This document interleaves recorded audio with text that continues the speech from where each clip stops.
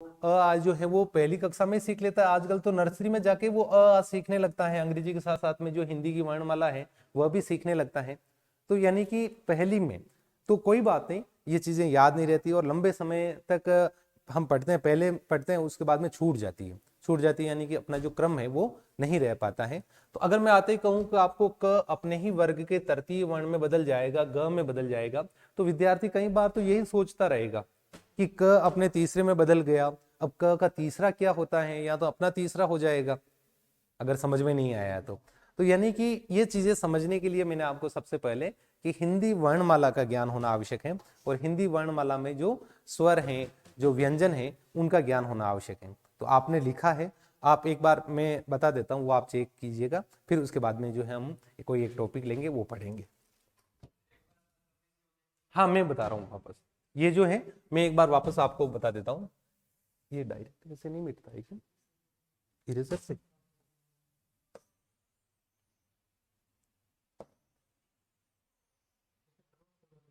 ऐसे? अच्छा, हाथ वाला सिस्टम कर देते तो क्या कि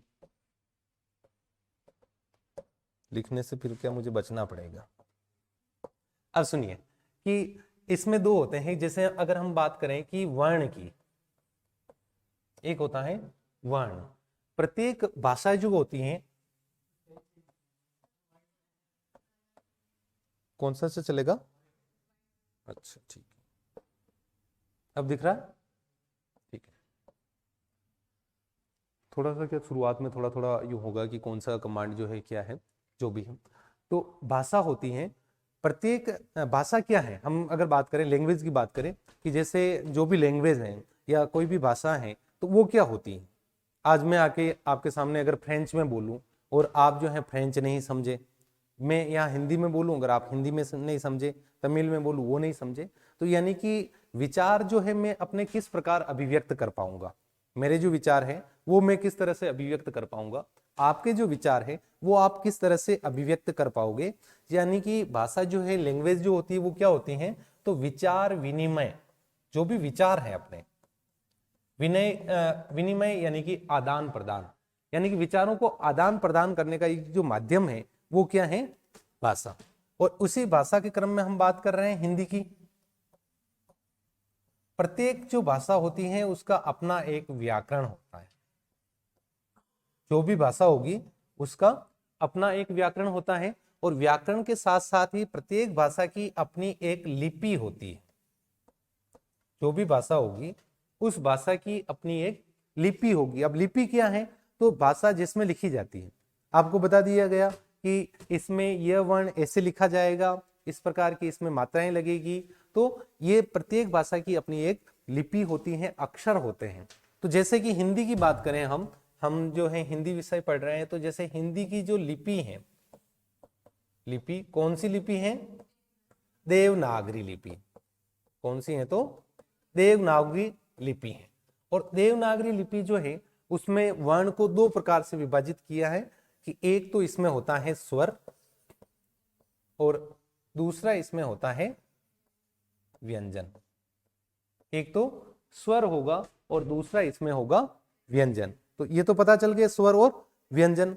अब हम आए कि स्वर किसे कहते हैं। स्वर की केवल मात्रा लगती है, जो कुछ भी होगा उसके मात्रा लगेगी, स्वर जो भी होगा उसकी मात्रा लगेगी। व्यंजन जो अधूरे होते हैं, जो बिना स्वरों की सहायता से उच्चारित नहीं होते हैं, उच्चारित यानी कि उच्चारण, स्वरों की सहायता के बिना उच्चारण उनका नहीं होगा। तो जैसे मैं कहूं कि क, हम जैसे बोलते हैं ना क, ये क बोल रहे हैं, यानी व्यंजन जब मैं कह रहा हूं कि उच्चारित होते ही नहीं है, उच्चारण नहीं कर सकते हैं, तो ये क हम जो है वो उच्चारित नहीं कर पाएंगे।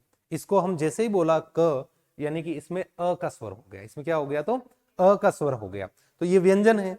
जबकि स्वर जो है वो कौन कौन से हैं, तो जैसे आ, इस तरह के हम जो भी पढ़ते हैं ये सारे जो है वो स्वर हैं, दूसरे जो है वो क्या है, तो ये व्यंजन है। अब कौन कौन से स्वर हैं और कौन कौन से व्यंजन हैं उनको हम देखते हैं। सबसे पहले हम बात करते हैं कि जैसे कि स्वर, मैं आपको लिखवा दूंगा सब एक साथ में, एक बार आप इसको देखिएगा कि स्वर है, यानी कि स्वर क्या है कि जो स्वतंत्र उच्चारित होते हैं। स्वर क्या है, तो स्वर स्वतंत्र उच्चारित होते हैं, यानी जिनके उच्चारण में अन्य ध्वनियों की सहायता नहीं लेनी होती है, वे क्या होते हैं, स्वर होते हैं।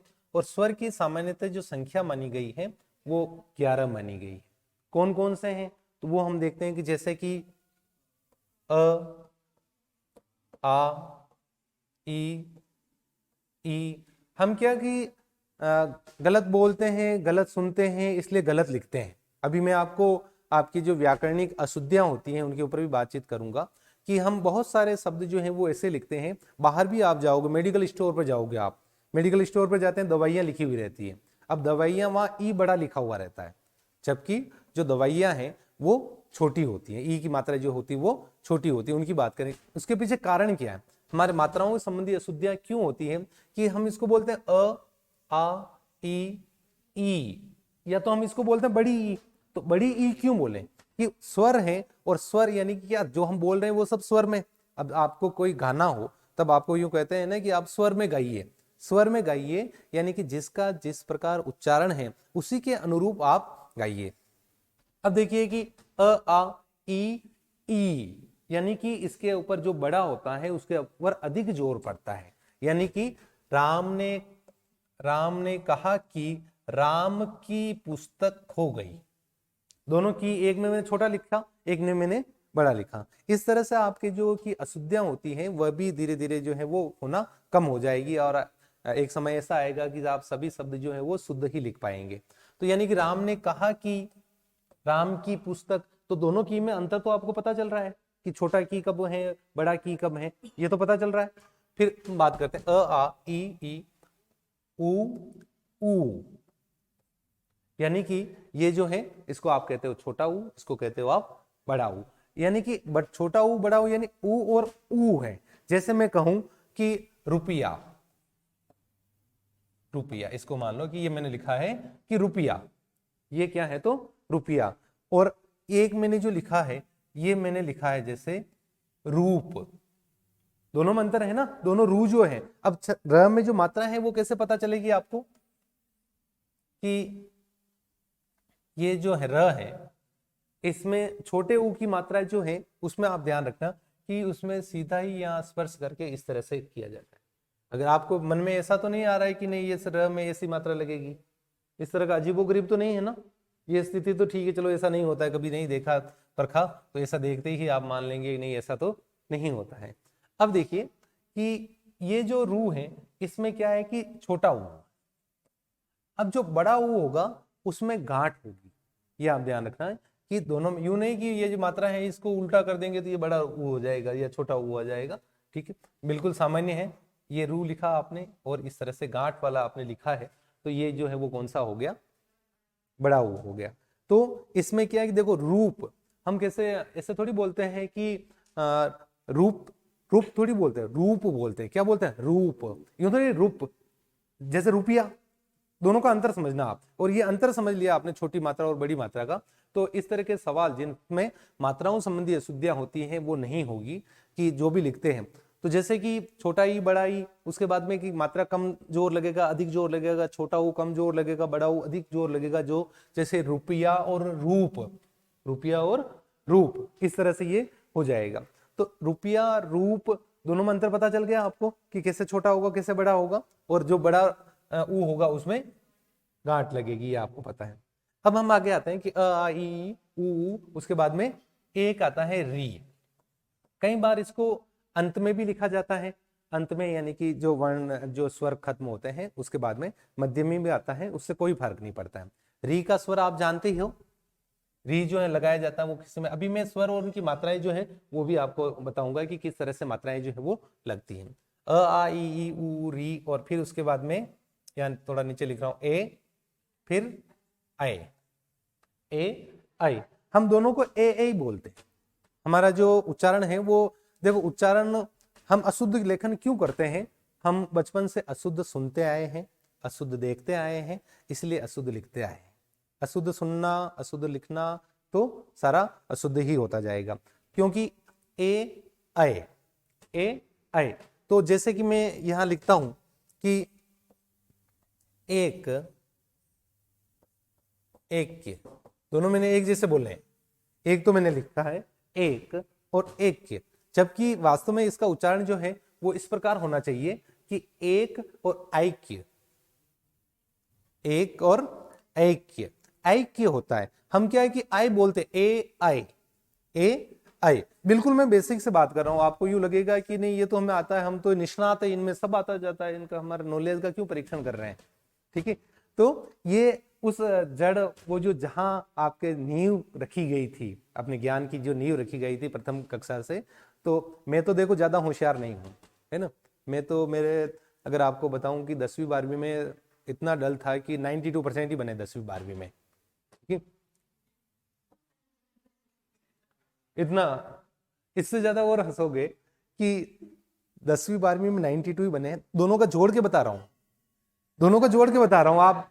अरे 40 और 52, ये जो बने वो 10th में और ये जो बने 12th में, दोनों को मिलाकर मेरे जो है वो 92% है। हाँ, नहीं सच है।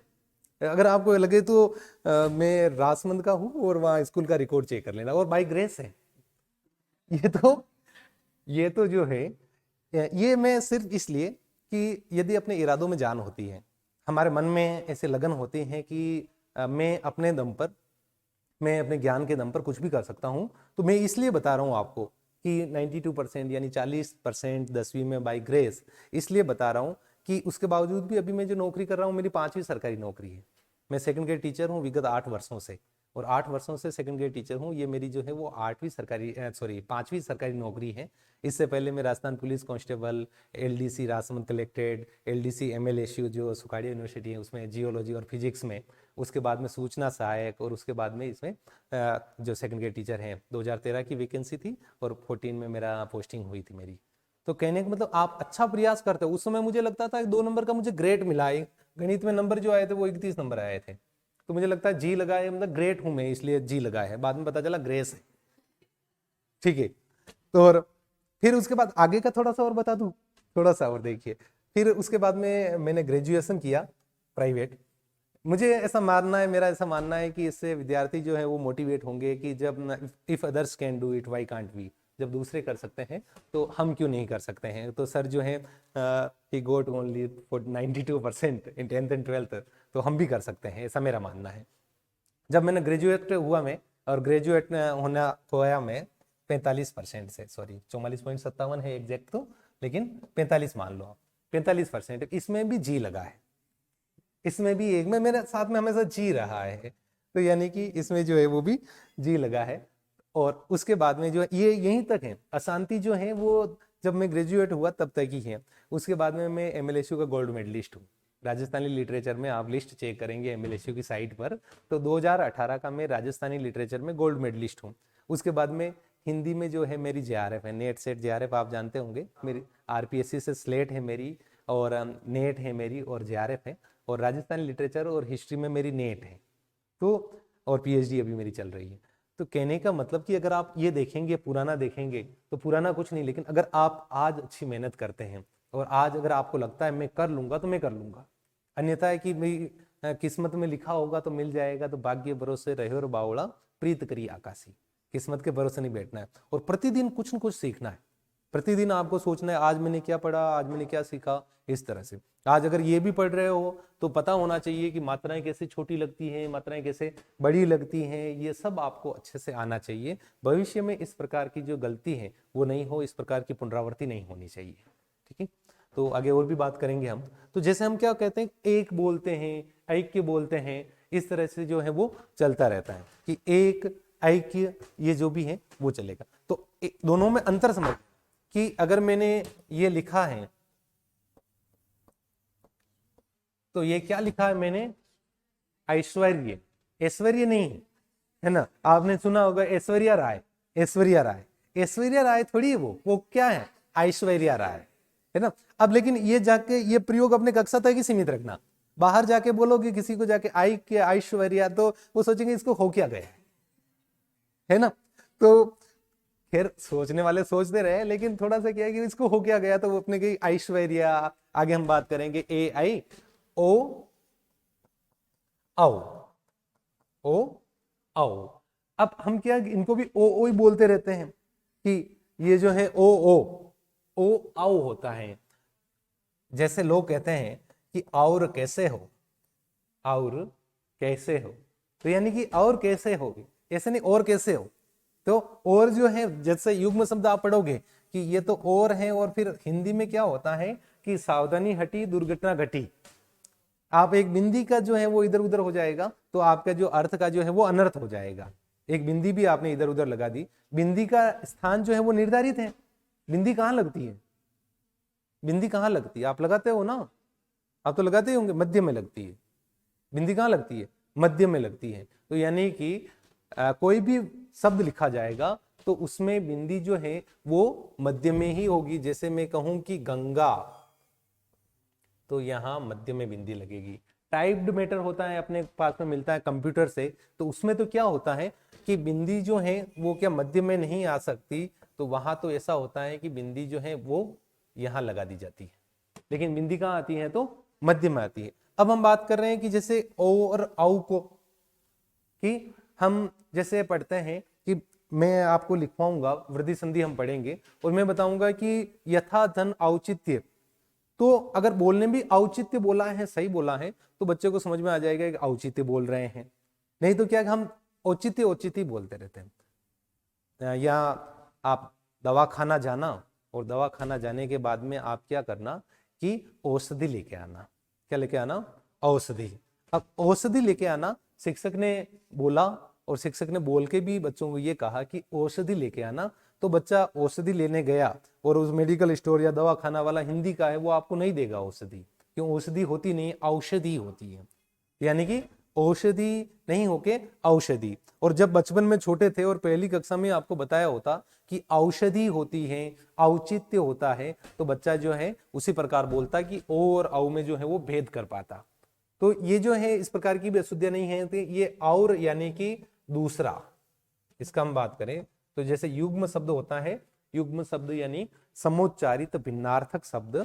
तो एक तो आराम से बैठ जाइए, मैं कोई है ना लिखवाने का कोई आपको जतन नहीं करवाऊंगा आज, ठीक है। आप समझिए कि चीजें क्या है, किन किन समस्याओं का सामना हमें अभी करना है।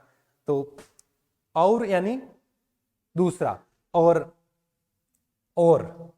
यानी होता है तरफ, और यानी तरफ, किसी की तरफ होते हैं। आपने गाना सुनते हो ना कि तेरी ओर, तो और यानी कि वो यूं नहीं बोलते तेरी और, ठीक है। तो और होता है, और होता है यानी कि और का क्या होता है, तरफ होता है।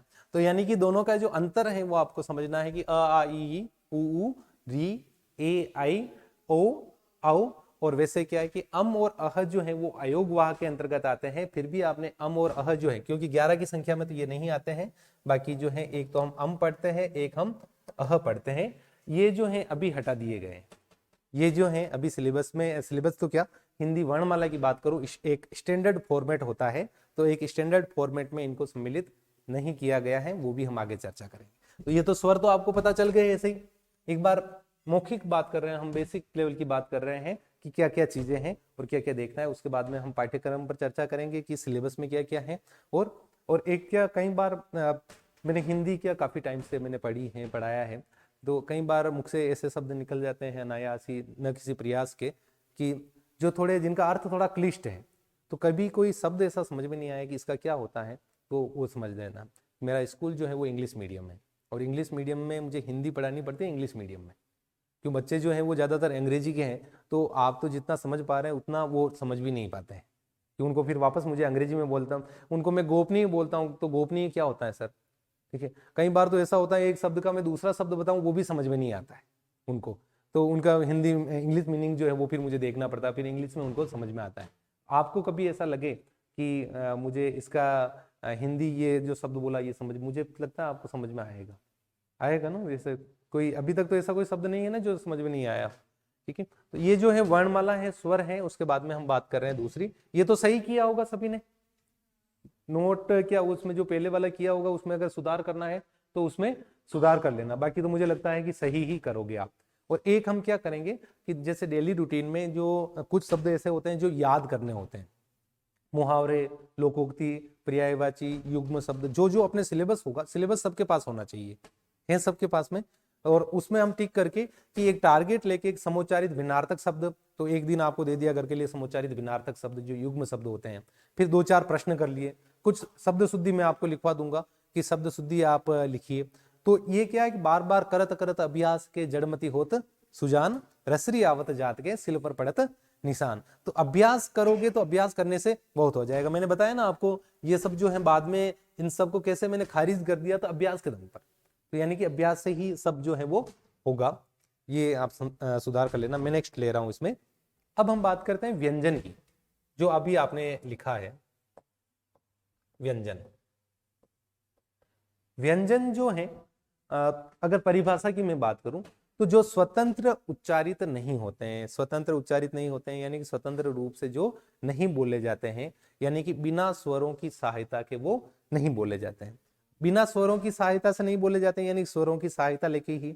और हिंदी का एक स्टैंडर्ड फॉर्मेट होता है, उसमें कहा गया है कि हिंदी जो है वो व्यंजनांत व्यंजनांत नहीं होगी, नहीं होगी, हिंदी जो है वो व्यंजनांत नहीं होगी। अब ये संधि शब्द लिखा मैंने व्यंजनांत, व्यंजनांत मतलब व्यंजन धन अंत, व्यंजन धन अंत। अब व्यंजन धन अंत कैसे हैं कि हिंदी जो है वो व्यंजन से कभी खत्म नहीं होगी, मुझे ही देख रहे हो ना, ठीक है, हिंदी जो है वो कभी व्यंजन से अंत उसका नहीं होगा। अब कैसे कि जैसे आप लिखते हो जगत, जैसे लिखते हो आप जगत, तो जगत ये लिखा है तो इसका मतलब ये गलत है, जगत जो है आपने ऐसा लिखा है, इसका मतलब ये जो है वो गलत है। हम तो कह रहे हैं हिंदी व्यंजनांत नहीं होगी, और एक तरफ हम बात कर रहे हैं कि हिंदी जो है उसमें व्यंजन से अंत नहीं होगा, और व्यंजन एक तरफ हम कह रहे हैं कि व्यंजन जो है वो उच्चारित नहीं होते हैं। अब उच्चारित नहीं होते हैं तो फिर आप त को उच्चारण कैसे कर रहे हो?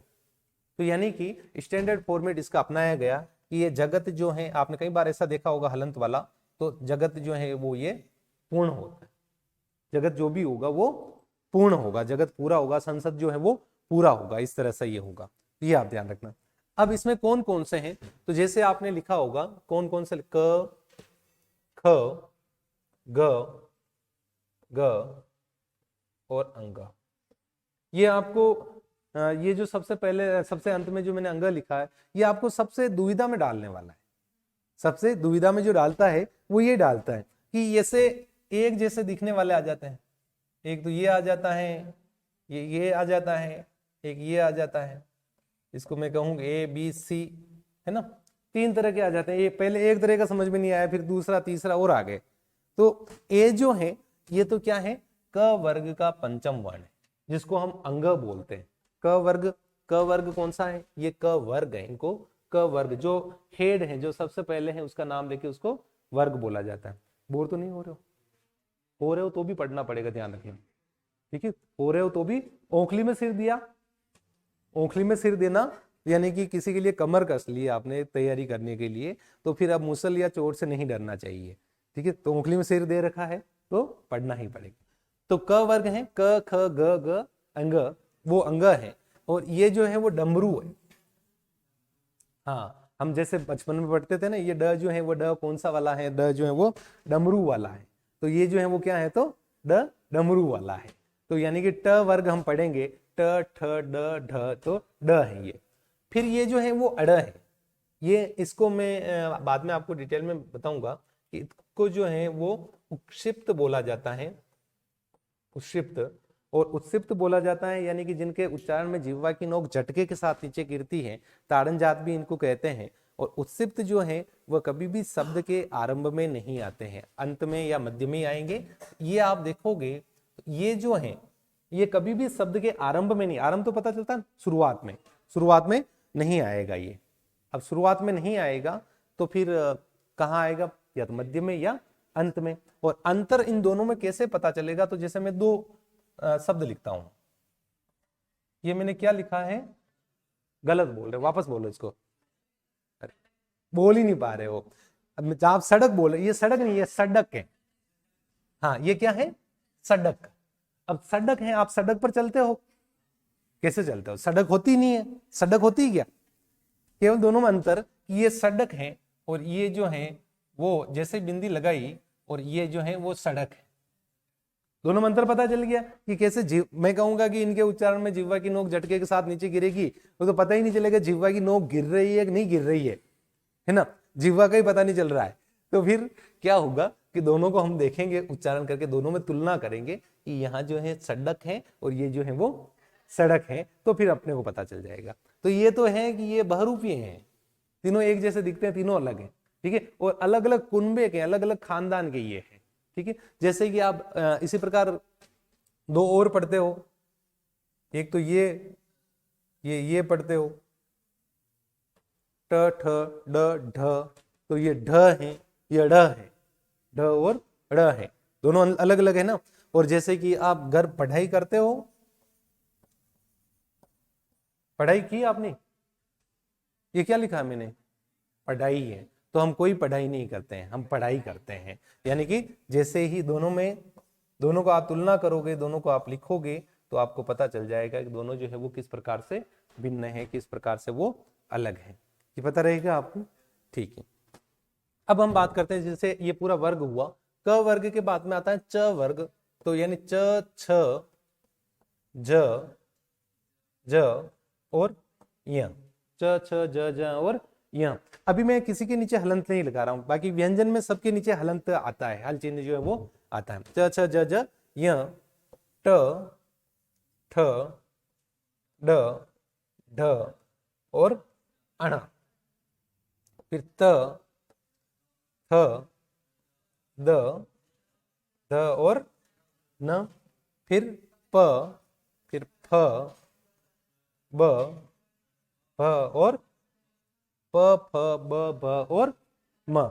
ये 5 वर्ग है, इनको पांचों को बोला जाता है पांचों वर्ग, पांचों वर्ग बोला जाता है, और पांचों वर्ग बोला जाता है। और इनमें जो प्रथम है वो सबका जो प्रथम है वो प्रथम है, जो प्रथम है वो प्रथम है। यानी कि क वर्ग कौन सा है, च वर्ग कौन सा है, ट वर्ग कौन सा है, तो वो आप ध्यान रखना। अब आगे आते हैं कि य, र, ल, व। कई सारे विद्यार्थी जो है य और र में तो जितना गैप देना है उतना ही देते हैं, पर लव में नहीं देते, ठीक है। तो यानी कि जैसा उच्चारण किया जाता है कि अगर वो सिरोरेखा, ये जो आगे और बात करेंगे, ये जो ऊपर होती है वो सिरोरेखा बोलते हैं इसको, और सिरोरेखा जो है वो लगी हुई है तो उनमें गैप जो है उच्चारण में नहीं दिया जाता है, और सिरोरेखा अगर नहीं लगी हुई है तो उसमें एक उचित दूरी बनी रहती है। तो ल और व दोनों में दूरी है। फिर आगे हैं, इनको अंतस्थ बोलते हैं, और उसके बाद में फिर आता है उष्म, यानी कि स, श, त और ह, ये तो उष्म हो गए। और फिर कुछ संयुक्त अक्षर भी होते हैं। संयुक्त अक्षर की मैं बात करूं तो जैसे कि अक्ष, त्र, एक और होता है स्र। इनकी बनावट की मैं बात करूं तो इनकी बनावट जो है वो किस प्रकार है, तो ये तो बनता है क धन श से, और टुकड़े करूंगा तो जैसा स्वर लगा हुआ है, यहाँ अ का स्वर लगा हुआ है तो यहाँ अ का स्वर है, यहाँ अगर आ कर दूं कक्षा तो अक्षा कर दूं तो यहाँ आ का स्वर आ जाएगा। ये तो स्वर तो जैसा लगा हुआ है। फिर उसके बाद में त्र कैसे बना है, तो त धन र से, फिर इसको क्या क्या हम ज्ञ बोलते हैं, ये कैसे बना है, झ और य से। एक्चुअल में ये ज्ञ नहीं, ये ज्ञ है, ये जो है वो क्या है, ये य है, इसको य समझना। जो च वर्ग का अंतिम ये वाला ये जो है वो य है, यह है, यानी इसको हम बोलते हैं ज्ञ। क्या है ये, ज्ञ। हम बोलने में ज्ञ बोलते हैं। अब जैसे कि आप बाहर जाओगे और आप पढ़ोगे आज मैंने विज्ञान पढ़ी, तो इसको बोलना नहीं आता है, ये विज्ञान क्यों बोल रहा है, कि उच्चारण जो होता है वो विज्ञान होता है। आप सभी ज्ञानी हो, आप सभी ज्ञानी हो। अब बोलेंगे तुम तो यार बड़े ज्ञानी हो, तो वो सोचेगा इसको बोलना नहीं आ रहा है, ज्ञानी नहीं होता, ज्ञानी होता है। तो यानी कि इसको हम क्या ज्ञ बोलते हैं, और ज्ञ बोलने से क्या है कि ग और य भी परीक्षा में आता है। तो ये जो नहीं है ये उच्चारण इसका होगा ज्य होता है, ज और य से बनता है, और एक अंतिम इसमें है स और र से। ये कौन सा स है? ये वाला, ये षटकोण वाला है। हाँ, ये कौन सा है?